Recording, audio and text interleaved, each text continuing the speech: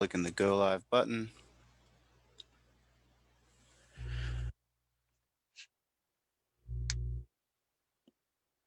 Really sorry, you guys. I'm not sure what happened.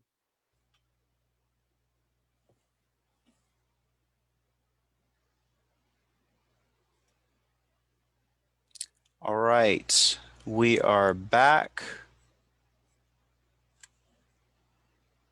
Well, let me make sure we are back. We are back. I apologize to everyone. I really have no idea what just happened there.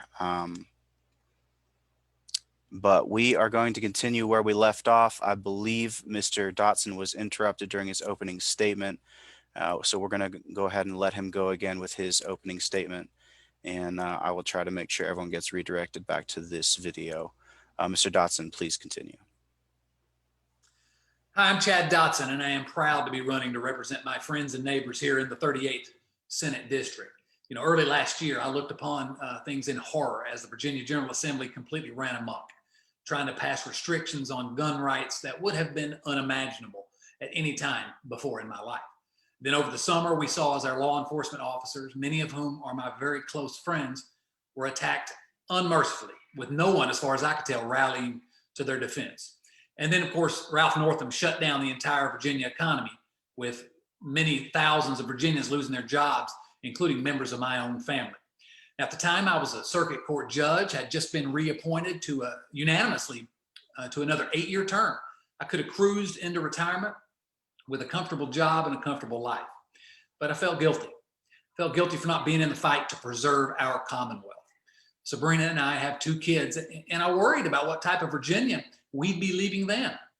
So I put my money where my mouth was. I gave up that job so I could get back in the fight. I was fortunate to be able to join the Appalachian School of Law, where we're trying to train lawyers to take that fight to the world. I didn't know where my political activities would take me. I certainly didn't know it would be state senate. And frankly, I wish this wasn't the case, because Ben Chafin was a good friend and a great statesman. But here I am. I've long felt that public service was a responsibility for those of us who care about our home. I believe I'm in a unique position as a prosecutor, a judge, and a constitutional law professor to go to Richmond and go toe-to-toe with anyone on day one. And I'm eager for the opportunity to join that fight. Thank you. Thank you, Mr. Dotson. Thank you to all who are joining us. I'm afraid the first stream fell apart, and I'm getting word that it may have happened during the first candidate's introduction. So I'm going to go ahead and let Ms. Tamara Neo go ahead with her opening statement, and I'm hoping we won't have any more hiccups moving forward. So sorry about that. Ms. Neo. Thank you, Forrest. I'm Tamara Neo. I have a website up, www.tamaraneo.com, and there are a number of videos there that go in depth into each of the issues and what I stand for. I've taken the time to do a town hall live every single night since this campaign started, and you can see me and get a sense of me. And it's a good way to get an idea of what I stand for very clearly.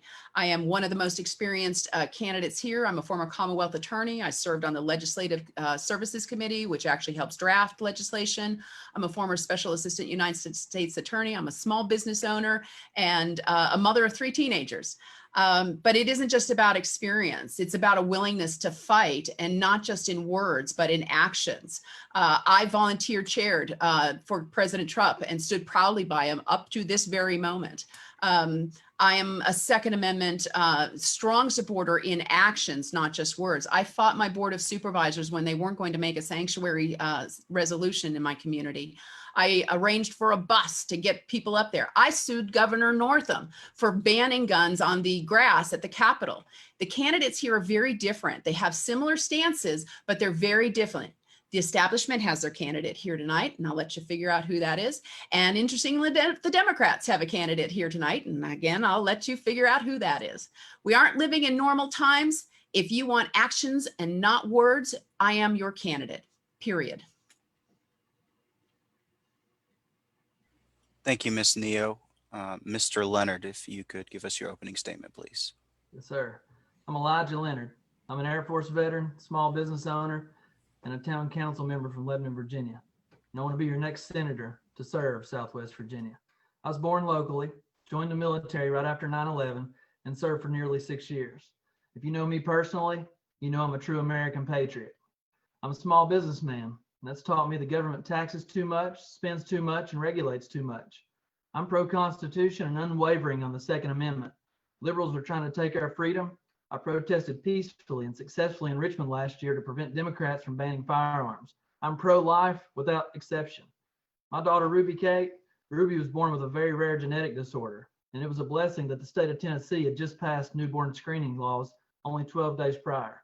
Within a few days, we were on our way to life-saving treatment at Duke University, where we spent nearly 21 months. We took initiative to fight for Virginia. We successfully passed legislation to change new screening in favor of Virginia's future children. Our mission was to bring purpose from our pain. Within a few days of Ben Chafin passing, multiple people called out and was urging me to run. I've always had a servant's heart, whether joining the military to defend our country right after 9/11 or successfully fighting to pass legislation to screen children for genetic disorders at birth. After much prayer, I decided to run because Southwest Virginia needs someone to serve and protect us from the liberal Democrats in Richmond. Thank you, Mr. Leonard. Mr. Hackworth, your opening statement, please. Well, thank you, Forrest, for hosting all of us. And I think that you said it correctly in your opening statement. It is unfortunate that the viewers and the voters have such a little time to get to know us. But I am Travis Hackworth. I am a businessman here in Southwest Virginia, several businesses. I have over 100 employees. I am a self-made businessman. Everything that I have, I've worked for. And I currently serve on the Tazewell County Board of Supervisors.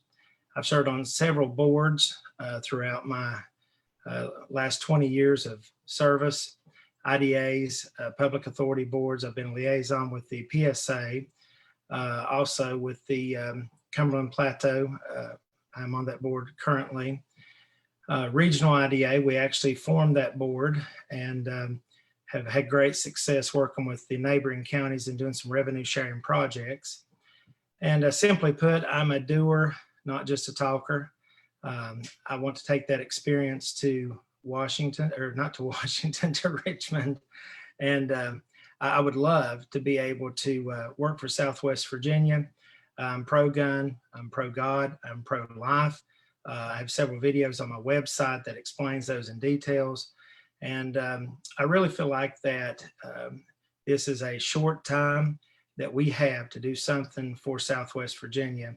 And I'm proud to be among these candidates. And I hope that everyone will take the time to look at them and choose wisely. Thank you. Thank you, Mr. Hackworth. Ms. Lowe, your opening statement, please. Hi, my name is Kimberly Lowe. I'm a sixth generation Southwest Virginian. I'm also a farmer, a mother of three, and the director of legislation. I've already been doing constituent services and working with state offices on many issues. I have many bills ready to go. I'm ready to walk into the seat because I already have a staff. We've already have senators willing and ready to co-sponsor bills with us, and our families can't wait. I have solutions to problems that are affecting Virginia and Southwest Virginia.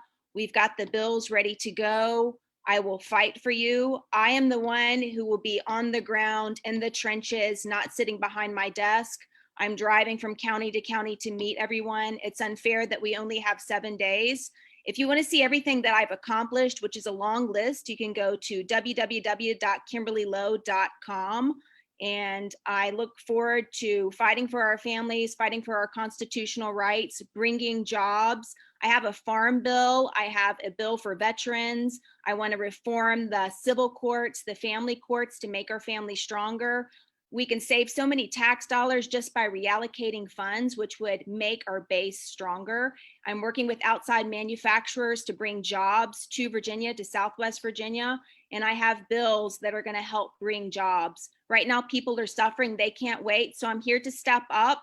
I think I'm the only one that has staff ready, bills ready, and ready to walk into the job. Thank you all.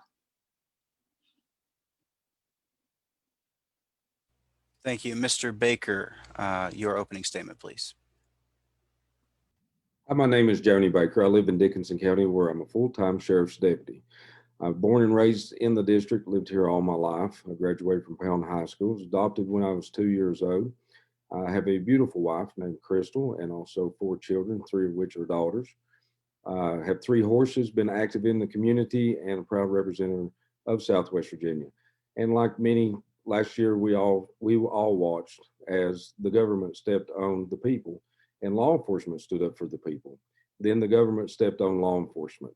As sheriff's deputies and other officers that wore the badge, you know, we've seen this defunding of police, and with the defunding of police, you know, that was because we took up for the people.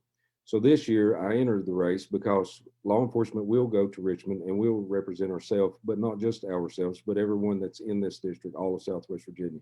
So we can make sure that our voices are heard in Southwest, up in Richmond, and Southwest Virginia does matter. So for each one of the citizens that's in Southwest Virginia, I ask you to come out on Thursday and exercise your right to vote to make sure that our voices are heard. Thank you, Mr. Baker. Thank all of you.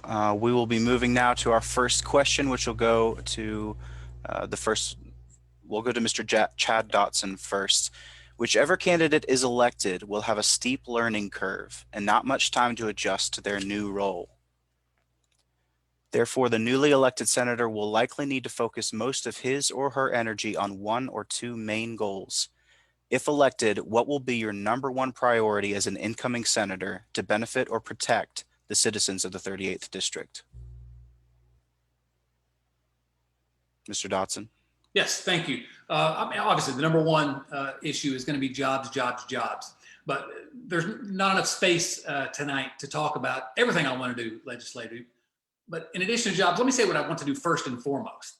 I want to embody the honor and the integrity that Ben Chafin brought to the job. Listen, I never thought I'd run for this seat, didn't yearn for it, didn't plot for it with others ahead of time. But I'm not going to back down from making sure that many of his priorities we shared are fulfilled for Southwest Virginia. I think voters have a right to expect that of me, and I'll work hard not to let them down. And there's a lot of issues: defending our Second Amendment rights, protecting innocent life, destroying burdensome regulations, and protecting our coal jobs. Those are just a few things you can rely on me for. I'm always going to have an open door for constituents. That's what Senator Chapin did. It's what I'm going to do. But it's all about jobs, jobs, jobs. We have to think outside the box to increase the opportunities for our kids. I was given opportunities growing up. We all were. Everyone that's here today, all of whom, by the way, would make a much better representative for the 38th District than any of those Democrats in Richmond that have been ruining the state. But we all know that it's about the next 20 years, not the last 20 years. We have to diversify our economy. We got to fight for education and training and to change the way we think around here about the economy. That's going to be my first goal, is to begin to help everyone think outside the box. Thank you. Thank you. Mr. Elijah Leonard, same question. If elected, what will be your #1 priority as an incoming senator to benefit or protect the citizens of the 38th District? Yes, sir. My top priority, #1, is defending our constitutional rights from the continuing assault from Richmond. From constantly shifting lockdowns to the proposed gun bans, we need a fighter to stand up to Northam and the liberal bullies in the legislature.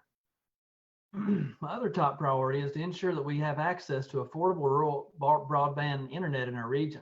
High-speed internet is an educational and an economic must to have for Southwest Virginia, and I will fight to get it funded in Richmond.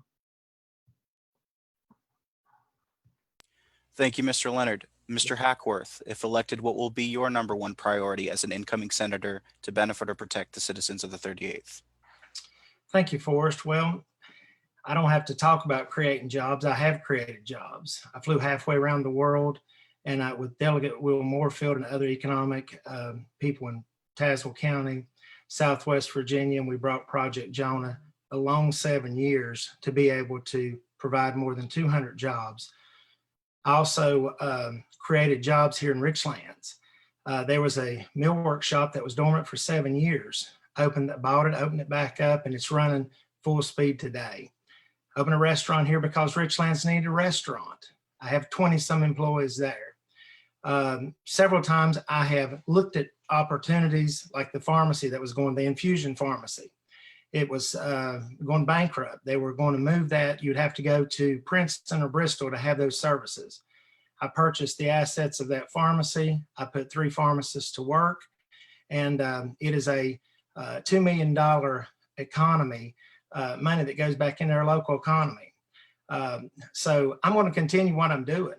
I'm going to make the economy here in Southwest Virginia and the district greater. I have contacts that have been working with Mr. Ben Chafin on the hydroelectric plant. We are doing the Project Jonah. We are knee deep in that. I know every bit about it. We've worked with the folks at Visita to help create jobs. And that is my mission, is to make sure these projects don't get derailed and they stay here in Southwest Virginia. Thank you for the question. Thank you, Mr. Hackworth. Ms. Lowe, if elected, what will be your number one priority as an incoming senator to benefit or protect the citizens of the 38th? Well, thank you. I have a long list of bills I want to introduce. The first is a farm bill. I want to make it so that way we can produce and sell meats at our local economy instead of buying them from China. Secondly, I have comprehensive legislation in order to help our family courts, to reform courts, to strengthen our families, and to make a pathway easier for judges and guardian ad litems, and to reform the Department of Social Services. I have a bill that's going to help veterans. Virginia is only one of a few states that taxes military retirement. That's an easy fix. I have a bill to help consumer services. You can get a bill from a provider and they can just not bill you for 3 years and all of a sudden you have to pay it. So that doesn't protect consumers. I have policies for coal and a transition from coal. I'd like to have a program called Just Coal where we can diversify the economy and jobs, and the state can come in to make up the pay that coal miners are losing because they've sacrificed generations to provide energy for us. I'd also like for there to be policies and incentives for businesses to buy their coal here in Southwest Virginia instead of getting it out of state. I also want to have a bill to make it easier to for fire and EMS to raise funds because there's a lot of regulations that are keeping them from raising money to fill their pay gaps. And I'm already working with an outside company from California to bring broadband to the rural areas. So I've got a lot of stuff covered and I'm going to fight for you. I'm ready to walk and take the seat. People can't wait. I'm here to fight for you now. Thank you, Ms. Lowe. Mr. Baker, if elected, what will be your number one priority as an incoming senator to benefit or protect the citizens of the 38th? As the incoming senator, I will represent Southwest Virginia by being a voice of the people and listening to the people. As always, I've been active in the community. I come from the coal mining industry. My father's a disabled coal miner. I've worked on oil rigs in the past. You know, worked in correctional, also in law enforcement, and I listen to the people each and every day. This is nothing new to me. The first day in office, I will be the voice of Southwest Virginia by listening to the people and representing them. Thank you, Mr. Baker. And last but not least, Ms. Neo, if elected, what would be your number one priority as an incoming senator to benefit or protect the citizens of the 38th? Well, your question suggested that we would only be able to accomplish 2 things in our first session, and I would be horribly disappointed if I only got to 2 in my first session. So I'm going to give you a couple. The first thing is to end the shutdown. The businesses that are present right now need our help. They need to be able to open fully and continue business as usual. Protect those that need protecting, but let our businesses open and function. After that, then yes, we need to bring in new businesses. I'd like to support the coal. I think that the next 4 years are going to be a really difficult time for them. So it is time for us to look elsewhere and grow our business foundation. I prefer to see smaller businesses, more 10 people businesses, 20, 30, maybe 50 people businesses, and ones who have a market here already. How about bicycle manufacturers, motorcycle accessories, lawn accessories? How about some of our specialty foods, some of our Appalachian victuals? There's a market here already, and finding businesses to open up in small ways broadly across this area is the way out. And then finally, I wouldn't give up without at least taking a swipe at election law. The election law that we have in place right now is horrendous. Go to my video. You'll be shocked what can happen right now, the way the law is written right now. Thank you, Ms. Neo. We'll move on to our second question. This next question will go to Mr. Elijah Leonard first. One of the most hot button issues right now in Southwest Virginia and Virginia as a whole has to do with the Second Amendment and gun control legislation. In a Democrat controlled Senate and General Assembly, what are some actionable steps you would take as a senator to defend our Second Amendment rights? Just as I said before, I'm unwavering on the Second Amendment. We can't let the liberals in Richmond trample on our rights. It's unconstitutional, and it plainly says that it shall not be infringed. So no matter what they bring to the table, we're gonna say no. It's not even negotiable. The Second Amendment's not negotiable at all. So as far as any type of Second Amendment, it's no question of mine. We're not negotiating our Second Amendment, because once we lose our Second Amendment, we lose all other rights of the Constitution. Thank you, Mr. Leonard. Mr. Hackworth, same question. In a Democrat-controlled Senate and General Assembly, what are some actionable steps you would take as a senator to defend our Second Amendment rights? You're muted, Mr. Hackworth. In 2019, we all saw the crazy gun laws that the governor and the assembly was passing. So as chairman of the Tazewell County Board of Supervisors, we was getting a lot of pressure on this Second Amendment sanctuary ordinance. And what everybody didn't know is we had already been talking about this long before this came out. We not only passed that Second Amendment sanctuary ordinance in December of 2019, we took it a step further. We actually, as chairman of the board, we did a militia, a resolution promoting the order of the militia within Tazewell County. We was the only county in the state of Virginia to do this first. We had national news that covered this. Fox News contacted me and said, Mr. Hackworth, would you come on and talk to us about this? Why did we do that? Because we felt like that was a defendable position. We had attorneys that went over this for weeks. We looked at this. We wanted to do something that would garner some attention. We got with their Commonwealth attorney with much advice from the legal community. We had help from outside lawyers that helped us with the language.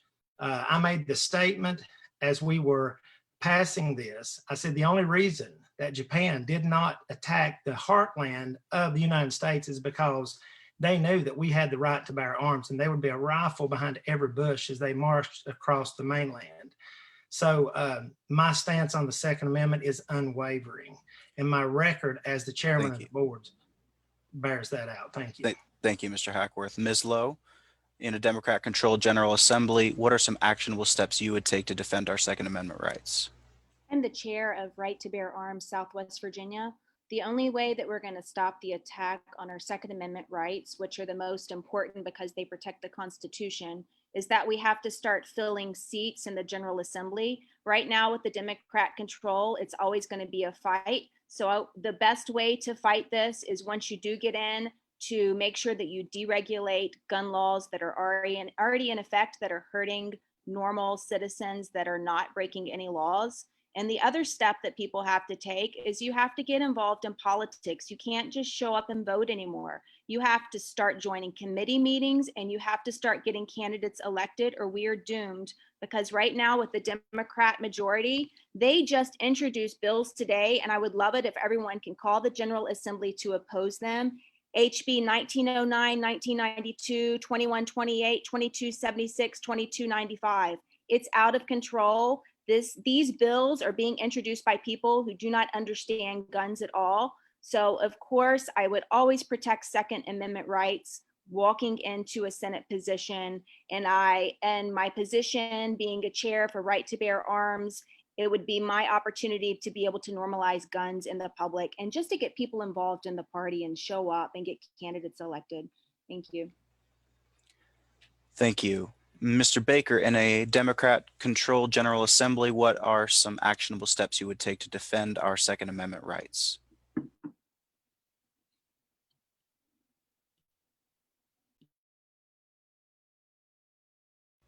Mr. Baker?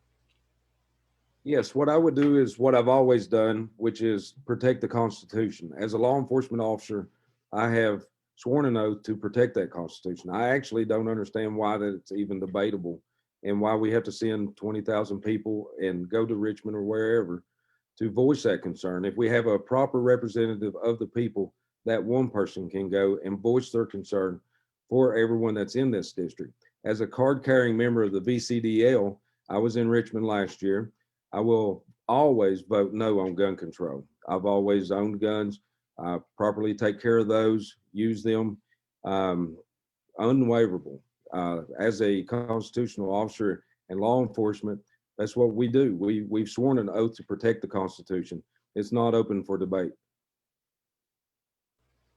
Thank you, Mr. Baker. Ms. Neo, same question. In a Democrat-controlled General Assembly, what are some actionable steps you would take to defend our Second Amendment rights? Well, I'd point out the obvious that we already have these rights. These are God-given rights. And so for me, the actionable steps would be to work to repeal what they've tried to take away from us. We need to repeal laws that criminalize law-abiding citizens in this Commonwealth. Let's start there. I think everybody here is going to speak the same kind of language. No one here wants to see the Second Amendment infringed in any way, shape, or form. I would point again, though, to the candidate to myself, who has worked to fight against the Second Amendment. I worked to make sure that my Board of Supervisors passed a Second Amendment sanctuary resolution when they didn't want to. I worked to get a bus together, get patriots up there. My practices involve restoring people's rights to own and possess a gun. And again, I'm the only one here who sued the governor over his ban on firearms at the Capitol. So again, actions are louder than words, and there's a lot of words, but I have a long history when I wasn't in public office and I wasn't paid to do something of pure actions on the Second Amendment. Thank you, Ms. Neo. Mr. Dodson, finally, in a Democrat-controlled General Assembly, what are some actionable steps you would take to defend our Second Amendment rights? Well, the first step has to be what kind of got me thinking last year that I've got to get back in the fight. And that is the first order of business in Virginia is to fight to repeal the ridiculous gun laws that the Democrat majority forced through last year. And you watch, they're going to try to do it again because now they've got a district of 200,000 people that Governor Northam hasn't allowed to have a representative in this year's General Assembly because of the way he called for this special election. Listen, the right of individuals to keep and bear arms, that is a right that actually precedes the Constitution. Okay, it was a right that was kind of confirmed by the Second Amendment of the United States Constitution, but it's a God-given right that precedes the fact that it was written down in the Bill of Rights. And so we have to acknowledge, we have to support, we have to defend the God-given right of self-defense against all attacks, and we're getting plenty of those. You know, in our my constitutional law classes, we teach District of Columbia versus Heller, McDonald versus Chicago, cases that affirm that right. The Supreme Court's decisions recognize the individual's responsibility to safely use and store firearms. So the first thing is we got to fight to repeal the nonsense that the Democrats gave to us last year. Second thing is we've got to stand strong at every step of the way to affirm the right of individuals to keep and bear arms and to fight for that right. Thank you, sir. We'll move on to our third question. Most of you have some level of governmental experience as an elected official, but you all have also been shaped by your experiences outside of politics. As I look at you all, I see a farmer, a businessman, a veteran, a law enforcement officer, an attorney, and a judge. This question first goes to Mr. Travis Hackworth. How has your non-political experience as a businessman, for example, helped to prepare you for this moment and for this role? Thank you, Forrest. The nights of rolling the beds wondering about payroll. The times worrying, do you have enough work for your men? The wondering, are you going to have eligible employees to hire? All those things comes with running a business and the challenges that business owners face every day. negotiating contracts. I have negotiated multi-million dollar contracts. I've sat across from some very tense meetings that has taught me how to work with people that of diversity, people that did not see it my way. And thankfully, I can report, my record will reflect that I've had great success in that. It's taught me to be careful. It's taught me to be prayerful in my decisions. It's taught me also to look from the other side of the street. Sometimes we get a view that we're always right, we're the smartest person in the room. And when you go in with that attitude, so many times you leave that room with nothing. So I like to try to take an idea, plant it in the other side's head, and then when they come up with it, say, you know, that's a great idea. Let's go with it. So I think all of those things has shaped me to be able to go to Richmond and to work within the minority, like I am with my board today, 3 Democrats, 2 Republicans, and we can look at the Second Amendment. It was unanimous. Why? Because I was chairman. The other laws that we was able, resolution we were able to pass. Thank you, sir. Thank you, Mr. Hackworth. Ms. Lowe, how has your non-political experience as a farmer, for example, helped to prepare you for this moment and for this role? I am so thankful for the trials and tribulations that I've experienced in my life. I experienced family court 4 years ago, and I didn't realize that when you walked into a courtroom that you lose your constitutional rights. And I didn't quite understand how important the Constitution was until I was in that. So after that, I've been helping families fight for their constitutional rights in order to help keep their assets and their children. I've helped people with civil rights suits. We've been working on civil rights suits across the nation so that way we can keep constitutional rights within the courtroom. I'm also thankful for my life experiences because it let me know that there are not enough domestic violence resources out there, and there are not enough places for survivors of domestic violence to turn to. So I'm starting a domestic violence transitional home that not only gives people a place to go, it helps them with jobs, it partners them with businesses in the community so that way they learn sustainability, it gives them mental health care. And as farmers, I know that a lot of farmers have to have another job in order to support the farm. So I've been working with Virginia State University in order to find other crops that can diversify their incomes. And internet, my kids just want internet. So I'm working really hard to bring it here because I know how frustrating it is. Thank you all. Thank you, Ms. Lowe. Mr. Baker, how has your non-political experience in law enforcement, for example, helped to prepare you for this moment and for this role? Well, first, I've never held a public office. I'm not a career politician, but with being in law enforcement, I can go to Richmond and be articulate, standing in front of the General Assembly. I know what it's like to put on a pair of steel-toe boots and go to work for the people and with the people, because there's a lot of work that needs to be done in Richmond. It's going to take a lot of effort. It's going to take a voice of the people who know what it's like to struggle with small business, who also knows what it's like to put on a badge so we can properly represent ourselves. We need to be able to represent the people in which that we get elected to this office for. Thank you, Mr. Baker. Ms. Neo, how has your non-political experience as an attorney, for example, helped to prepare you for this moment and for this role? Well, I would actually go back before I was an attorney. I would go back to the fact that I'm a cattle rancher's daughter. I know how to sling a bale of hay and I know how to flank a calf. I know the value of hard work and independence. And I also know the joy of sharing troubles and hard times with friends and neighbors.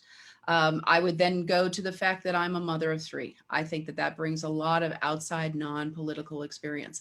I know how to care for people when they're in difficult circumstances. I know how to fight and defend when it's necessary and become the bear, the mama bear when it's necessary. I think bringing all of that to bear at this point serves me very well in this role. Thank you, Ms. Neo.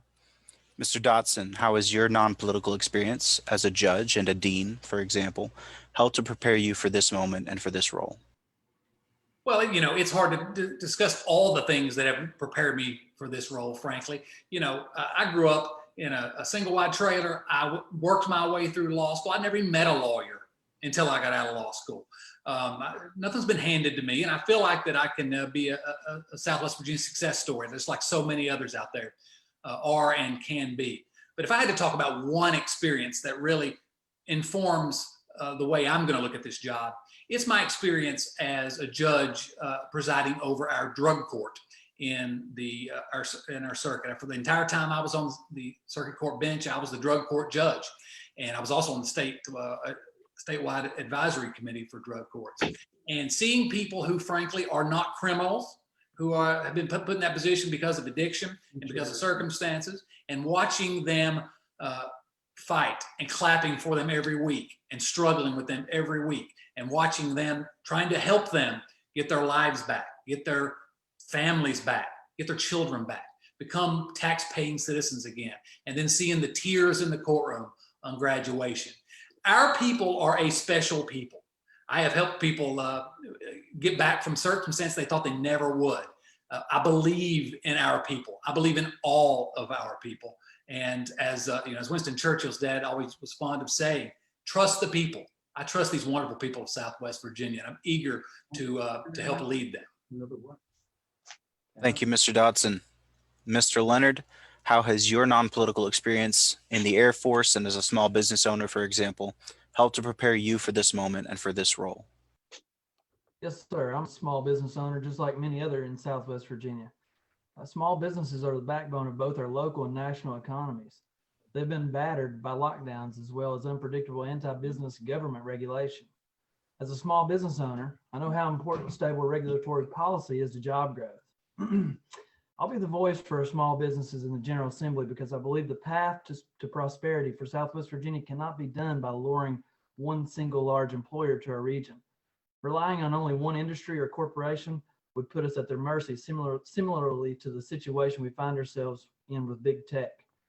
Farming, let's talk about farming. Farming is an absolutely essential part of both the economic as well as cultural fabric of Southwest Virginia.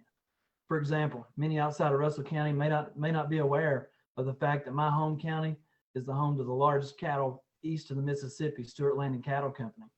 Historically, tobacco has been a critical crop to our area. Obviously, this is changing, and we need a replacement crop for our area farmers. According to several local farmers, one promising alternative that I'm in favor of is the industrial hemp industry.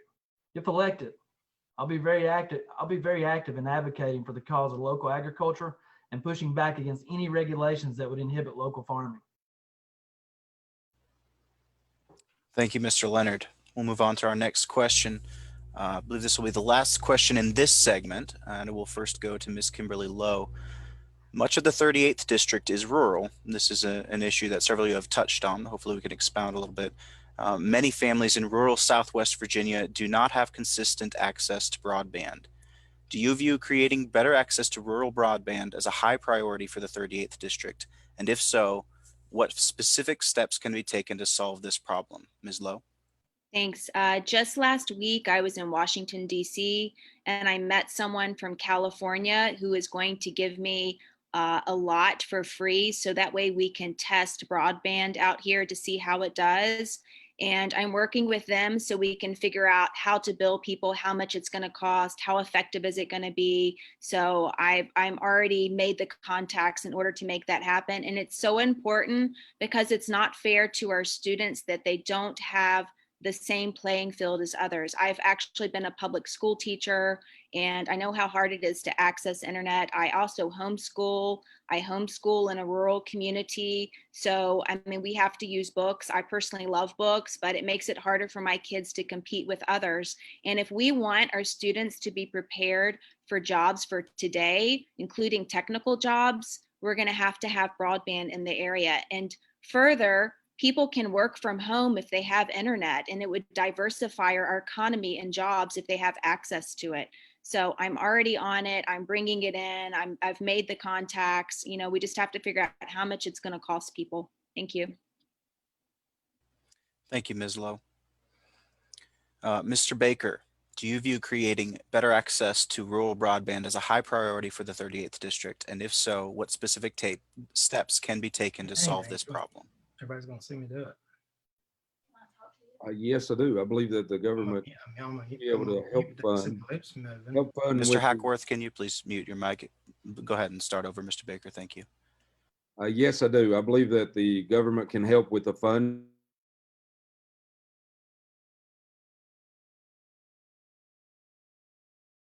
Which is Hillcom in our area that fights to get broadband to other people. I believe that is paramount for everyone in Southwest Virginia. We need the same funding. We need the same opportunities as the rest of Virginia. And we just need a proper representative in this district so that we can get that funding. Thank you, Mr. Baker. Ms. Neo, same question. Is rural broadband a high priority? And if so, what specific steps can be taken to solve this problem?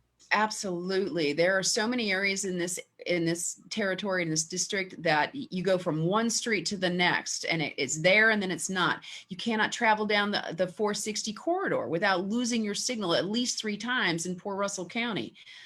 Yeah, we need to begin with better quality cellular service that we have here. And frankly, I think we need to go into the direction of fiber optics.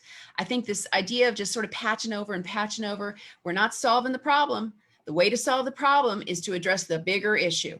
And the bigger issue for me is that from the Richmond's point of view, Virginia stops at Roanoke. And it's going to take someone like me to go up there and prove that this is a gorgeous area, that we need as many resources as they're pouring into the roads in Northern Virginia. So for me, it would be fiber optics, better high quality cellular service. And frankly, that's essential for my plan with regards to businesses. I think that it's important that we have those foundational things like good communication. That will make it more attractive for these small businesses to come in. Families will want to move here. They'll be moving here not just because this is a beautiful territory and cost of living is low and house pricing is low, but it's the first step in so many different ways to all the plans that I've got if I'm elected. Thank you, Ms. Neo. Mr. Dodson, is rural broadband a high priority? And if so, what specific steps can be taken to solve this problem? Sure, it's the highest priority. You know, high-speed internet connectivity. And when I say that, I mean reliable high-speed internet connectivity and affordable high-speed internet connectivity. It's fundamental for everything we need to do in terms of economic activity in Southwest Virginia. And we're talking about, you know, access to high-speed internet. It's vital for a diverse range of industries across this 38th district. Agricultural production, you know, mining and forestry, obviously manufacturing, but also not just modern communications between households, but also schools and healthcare centers. You know, you think about schools, some of our students are having to go sit in the Walmart parking lot to get access to reliable internet to learn, while up in Northern Virginia, they're sitting in the comfort of their own home. That's not a level playing field for our students. Now, since the outbreak this summer, what we've seen is a lot of employers planning to make remote work policies more permanent. This is a big opportunity for us in Southwest Virginia, but only in those areas that can offer residents access to robust broadband internet, okay? It's a game changer for 3 reasons, really quickly. It enables next generation farming capabilities, self-driving tractors, combines, greater data collection. Second, it can provide access to remote employment opportunities. And third, the lack of broadband is a deal breaker for remote workers looking to settle in some of these destinations like Southwest Virginia. It has to be the highest priority for our next state senator. Thank you, Mr. Dodson. Mr. Leonard, is rural broadband a high priority? And if so, what specific steps can be taken to solve it? Yes, sir. Obviously, it's a high priority. We had a freeze up there earlier. Southwest Virginia has some of the slowest internet speeds in the state. The issue isn't just an economic development problem. It's a big issue for jobs. More importantly, for our children's education. How are children supposed to learn remotely without access to high-speed, affordable internet? Beyond education, broadband would increase our access to badly needed telehealth. Imagine not having to always drive hours to see a specialist. Finally, fast internet is vital for jobs both for today and the future. In 2019, the Democratic-led Virginia legislature passed a bill giving Amazon, a $1 trillion corporate giant, a $750 million incentives to build a second headquarters in the location of Northern Virginia. which is the richest area of the state and one of the richest regions in the nation. And that spending is just the tip of the iceberg when you also factor in the billions that the state spent to fund the Metro subway in Northern Virginia. It's clear that liberal Democrats led by Northern care more about receiving big checks from big tech and other special interests instead of caring about the needs of the people that's essential in Southwest Virginia. Broadband is literally an essential issue for Southwest Virginia. We attract the jobs of the future to remain viable without it. My pledge to you is I will fight for affordable rural broadband in Southwest Virginia. Thank you, Mr. Leonard. Yes, sir. Mr. Hackworth, is rural broadband a high priority? And if so, what specific steps can be taken to solve this problem? Absolutely, Forrest. And all of us, I'm sure it is a high priority. Let's talk about how do we get it done, okay? We worked hard to get BVU disbanded because of the criminal actions that was going on with that. We had Sunset came in the mix, now it's Point Broadband. And the issue is not that broadband does not exist in Southwest Virginia, it is. It's getting it to the last mile. Nobody wants to get it to the last mile. As our board worked very hard, we pledged hundreds of thousands of dollars of CARES money that could be used for that. The only restriction was it had to be done by December the 31st. And we called the companies that run the broadband, and they said it can't be done. So here's how you get that done. You contract those services out to individual people that can do it, not just Spectrum or not just Point Broadband. You get it out for bids and say, we need companies that will physically hang that wire on the poles, and they will get it to the last mile. Mothers have to drive their kids to McDonald's to do the hotspots. They can learn. We have funded hotspots for our kids to be able to learn because it's terrible. Broadband is one of our biggest problems, but these cable companies and internet companies do not want to run the last mile, and that's sad. As a senator, I would have some sort of incentive or something to make that happen. Thank you. Thank you, Mr. Hackworth. All right, we're going to switch gears a little bit here and do a couple of rapid fire rounds. For these questions, we're going to turn off the timer. Gloria, you can take a little break there for a bit. And I'm going to trust that you each will be brief. Each of these questions are to be answered with one sentence. I know that you could all certainly give longer answers, but for the sake of time, we ask that you limit yourselves to one sentence responses. So we ready? Everyone clear? All right. First of two questions in this segment. The sanctity of human life is a core value for many Republicans in Virginia, and one that has been under attack in recent legislation. Mr. Baker, in a sentence, what is your position on abortion? I am pro-life because I came from adoption. I 100% will back all pro-life. Thank you, Mr. Baker. Ms. Neo, in a sentence, what is your position on abortion? 100% pro-life, and I have an extensive video explaining exactly why on my website, tamraneo.com. Thank you, Ms. Neo. Mr. Dotson, in a sentence, what is your position on abortion? I am unapologetically pro-life, and I will pledge to fight for the sanctity of life as your state senator. Thank you. Mr. Leonard, in a sentence, what is your position on abortion? I'm 100% pro-life without exception, and you can find more at Elijah Leonard for Virginia Senate on Facebook and leonardforsenate.com. Thank you. Mr. Hackworth, in a sentence, what is your position on abortion? 100%, and I believe that life begins at conception. Go to travishackworth.com, look at my very personal video about right to life.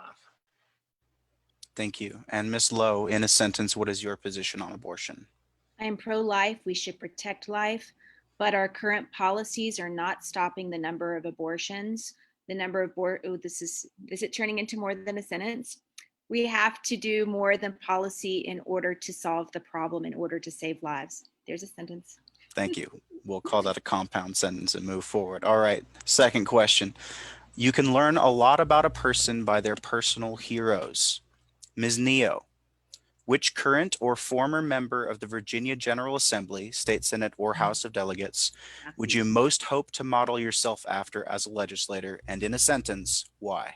Oh, that's easy. Senator Dick Black, staunch conservative, extremely cordial gentleman, just perfect. And I have his endorsement video up on my website.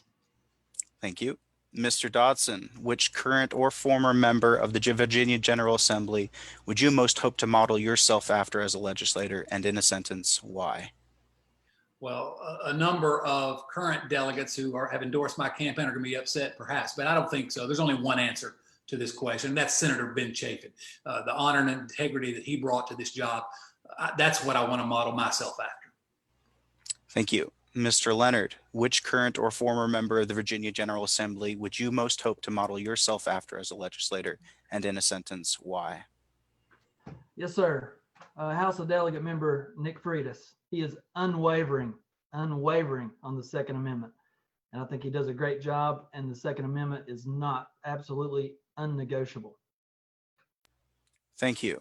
Mr. Hackworth, which current or former member of the Virginia General Assembly would you most hope to model yourself after as a legislator? And in a sentence, why? I think it goes without saying that we are honoring Ben Chafin, and he was a gentleman. And so if I could do a hybrid, it'd be Ben Chafin and Will Moorfield's energy. Thank you. All right. Ms. Lowe, which current or former member of the Virginia General Assembly would you most hope to model yourself after as a legislator? And in a sentence, why? I love Amanda Chase because she's always had my back. She's always been there for me. She communicates with me almost every day. She speaks truth, and she has brought transparency to issues, and she's brave enough to speak out. And as a woman running, it has been extremely difficult in the southern portion of Virginia as a woman. And honestly, you don't get patted on the back, and you have to run a whole lot more circles than anybody else. So thank you. Thank you. Mr. Baker, which current or former member of the Virginia General Assembly would you most hope to model yourself after as a legislator? And in a sentence, why? It would be former Senator Bill Carrico. I would like him. He represented law enforcement and state police. He also has family that's in the state police, and I will proudly represent as the next state senator all of law enforcement and the Department of Corrections. All right, thank you all. We're getting close to the end here, but I'm seeing we actually have a little more time than I was expecting to have. So I'm going to call an audible here and throw in one more question that I didn't have planned. And really, this is coming from a place where I understand you all had very little time in this election season to get in front of voters, to knock on doors. So you've gotten to say a lot tonight. But if there's one more thing that you wish you could have said tonight that you didn't get a chance to talk about, that you would love to be able to talk with people at the doors, what would that one thing be? And we will start with Mr. Dotson on that one. The one thing we've really not talked about tonight enough, and one thing that I think if we'd had a longer campaign, probably we would have been able to get into a little more, is that I really want to work when I get to Richmond to limit the authority of a governor to declare emergencies indefinitely. And we want to, what Governor Northam has done over the last year, it defies description because there's no limit to it. The legislature should have the authority to ratify or revoke any emergency declaration by a government. Any emergency order that's not ratified or revoked should automatically expire quickly. The General Assembly can be called into special session to address these executive orders. Look, there were some bills last year that didn't go anywhere that were really important, I think, to pursue. Emergency powers are important for the governor to make snap decisions during actual emergencies. They should not be indefinite, especially since the governor is not accountable to the voters because the governor only runs for one term. So I think the way this governor has arbitrarily picked winners and losers in this economy with really no rhyme or reason, I think that somebody needs to stand up and be screaming about the fact that the governor shouldn't have the right to shut down businesses just indefinitely. And that's something I like talking about that I wish we could have talked about more during this campaign, certainly, and that I'll be talking about once I get to Richmond, I guarantee it. Thank you, Mr. Dotson. Mr. Leonard, same question. What's one more thing you wish you could have talked about tonight, wish you could talk more about on the campaign trail? Yes, sir. It's been a short campaign trail here, but I've had multiple questions from all over Southwest Virginia. And one thing I would like to talk about is negative campaigning. All the candidates here are very respectable and they're all Republicans, but this is what I'll do. Let me make a pledge to you. I will not engage in any negative campaigning during this race, no matter how ethically challenged one of my opponents may be, or if they have a history of raising taxes. I won't be bringing it up.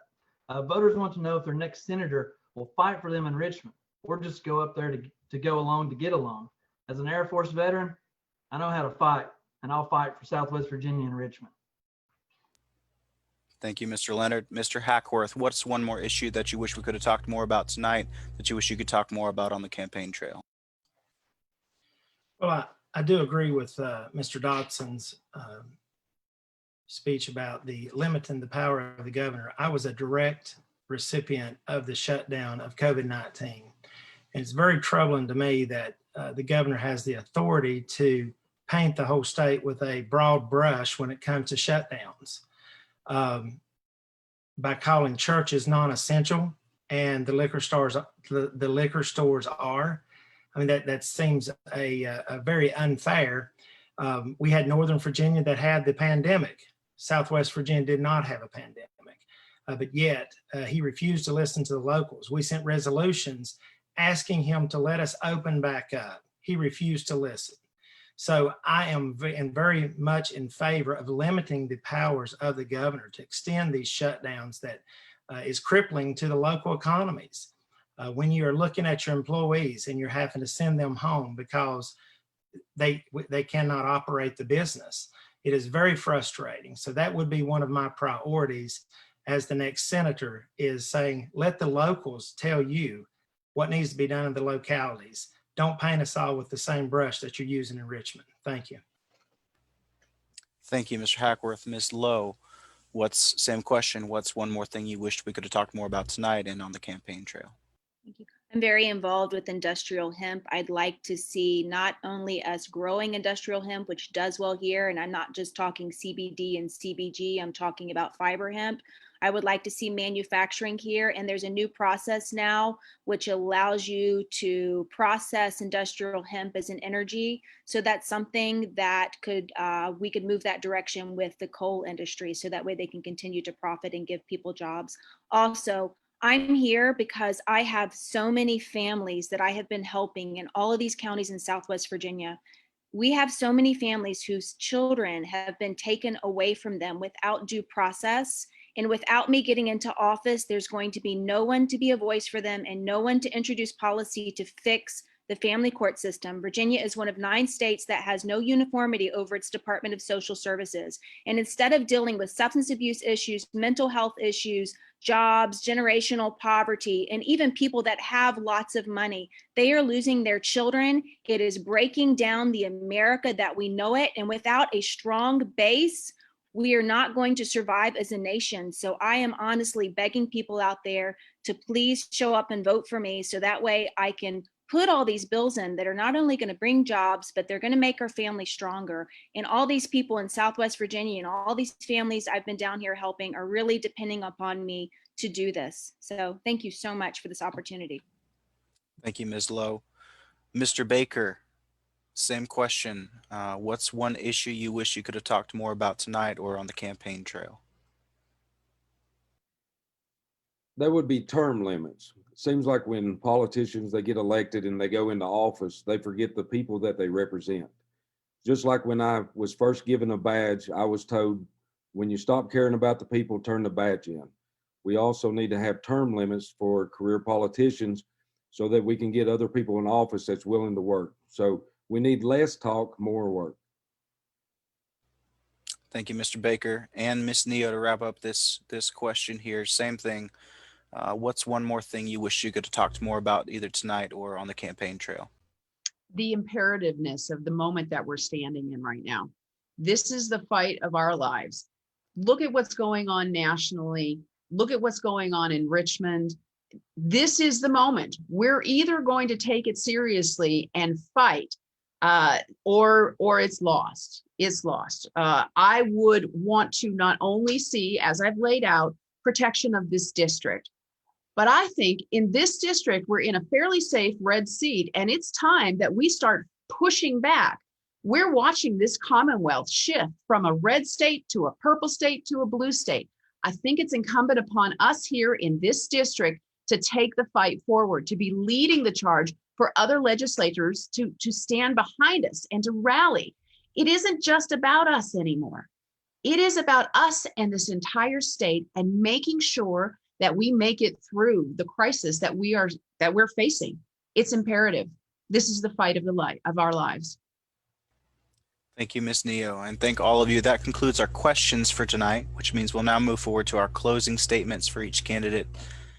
Candidates, this will give you an opportunity to tell us why we should vote for you on Thursday, and I'm going to be generous and give you 2 minutes each for the closing statements. So, Gloria, if you could adjust your stopwatch there to 2 minutes, and Mr. Leonard, you'll be going first for us. Closing statement.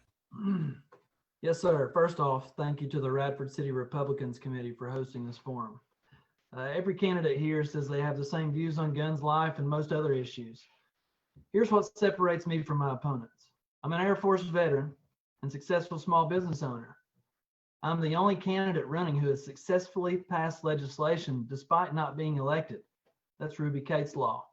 When the governor announced he was going to take away your guns, I went to Richmond to join the movement that stopped the unconstitutional gun grab.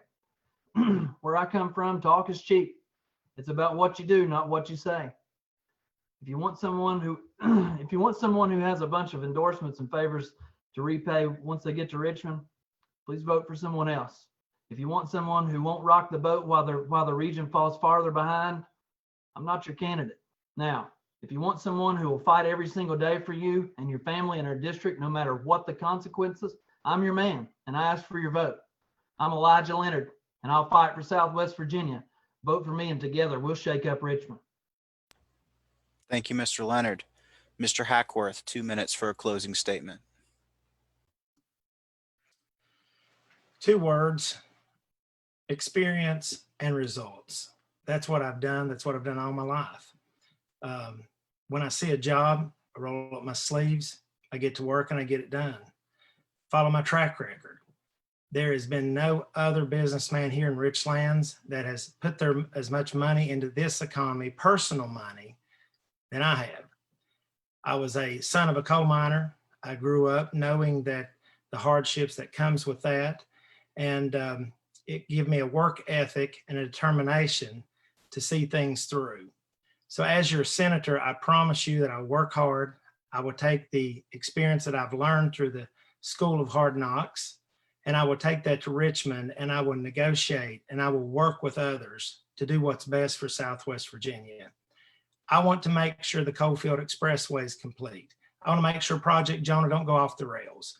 I want to make sure the hydroelectric project that Ben Chafin worked so hard to bring to our region does not get mired down in some environmental issues and suddenly disappear. I want to make sure that Vasita don't get defunded, okay? That is the coal communities and counties' money. We don't need it going to another pet project somewhere. That is our money in Southwest Virginia that needs to be used for projects to entice companies that other counties does not have that ability to do. I will make sure that we are held accountable and legislators are held accountable for education funding. As a board of supervisors, I have worked with school boards, with sheriff's departments, the inequalities of comp pay. Localities have to figure out how they're going to raise the funds to match those raises that the government gives. There is several things as my stint on the board of supervisors has prepared me for this job in Richmond. Unfunded mandates that's passed down to localities. I know what those are. I've sat through those budget meetings and committees and said, how are we going to do this without putting the burden on the common person that is out in the real estate? That is where most of the revenue comes from, our real estate. So I promise that I will work hard for the people of Southwest Virginia. I'll listen to the local boards of supervisors. They're the one that has the finger on the pulse. Thank you. Thank you, Mr. Hackworth. Ms. Lowe, 2 minutes for a closing statement. Thank you. I'm the only one that has a staff ready to walk into the Senate.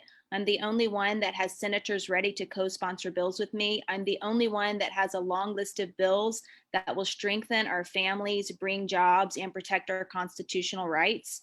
I'm already getting the work done. I understand that policy is not the answer to all of our problems. So I've already hired a grant writer in order to bring money into the area.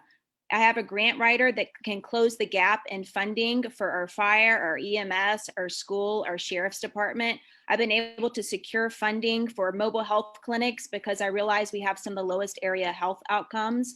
I've been able to create a mobile COVID-19 health clinic. I have been able to fund sheriff's offices. I have been able to bring money to fire and EMS. I've worked on flood issues. I've worked on constituent issues, and I realize how important it is to actually be out in the community to understand the problems. I have solutions to problems. I have out of the box ideas. I have high energy. I love people. And it's really important to me to not only listen to what you have to tell me, it's important that my staff gets back to you. And I pride myself in being able to basically take care of constituent concerns. It's an important part of the job. So please look at KimberlyLowe.com, see how I'm already getting the work done already. And I am here because I'm ready to walk in to represent and serve you. And people cannot wait for solutions. I'm the only one ready to walk in and do this. So our families can't wait. Please support me. Thank you. Thank you, Ms. Lowe. Mr. Baker, 2 minutes for your closing statement. Yes, first of all, thank you all for putting this on this evening, and thank everyone that's running for public office. I'm not a career politician, as we all know, but also I don't have to join the fight because I've never left it. I wear a badge. I've been part of the community. I've worked in all these different industries that everyone talks about. I've listened to the people, and I have a staff that's ready to take office day one also as senator, and that's we the people of Southwest Virginia. If I need a gavel in Richmond, I can bring a 15-pound sledgehammer from the oil field. I can bring my skills as a law enforcement officer to stand in front of the General Assembly and defend the Constitution and law enforcement myself. So what gets me up every single morning is my little girl, Belle Rose, who deserves to have the freedom and the American spirit like I had growing up. So that's why I'm running for office, because I want to secure her future. I don't trust anyone else with that, and that's why I'm running for public office. Thank you, Mr. Baker. Ms. Neo, 2 minutes for your closing statement. Thank you. Well, thank you to the Radford City Republicans very much for hosting this forum at such a last moment. I do have a website up, goes very in depth. So if you'll visit that, that'll tell you more than I can ever tell you in 2 minutes, tamaraneo.com. But I want to take part of my time to again note, and Ben Chafin's probably looking down at this crew of the 6 of us with some pride. There are a lot of good candidates here today, and I'm really glad these people are my neighbors. That being said, we are different. We may say that we stand for the same things in the same ways, but there are differences. These aren't normal times, and we don't need a normal politician. One that says what we expect to hear. Frankly, the Republican establishment got us where we are. The Democrats got us where we are. And I think it's time for a grassroots conservative like me to step in and pick up the fight. It's time to do something different. If you keep doing the same thing the same way, you'll have the same results. So thank you for the time here today. Please vote for me on Thursday. Thank you, Ms. Neo. And finally, Mr. Dotson, 2 minutes for your closing statement, please. Thank you very much for putting this on tonight. This has been fantastic. And thank you to my fellow candidates. Listen, I'm a born and bred Southwest Virginian. I was born in Radford, lived all over the district. My great-great-great-great-great-grandfather was the very first sheriff of Wise County. We got a history of public service in my family. I've got a unique resume. We all know that, as a prosecutor, as a judge, as a constitutional law professor, that gives me instant credibility in the Virginia Senate Okay. And this is why our local Republican delegation has by and large gotten behind this candidacy. They know I can go toe to toe from day one, advocating for the issues that are important to us, our shared Southwest Virginia values. But I need to stress that this isn't about me. Okay. I've got no need for a title senator. Okay. If I were interested in titles and prestige, well, listen, I already had a job where people had to stand up every time I walked into the room. I gave that up because the title, the prestige, that stuff doesn't interest me. What interests me is the Virginia that we're going to leave for our children and for their children.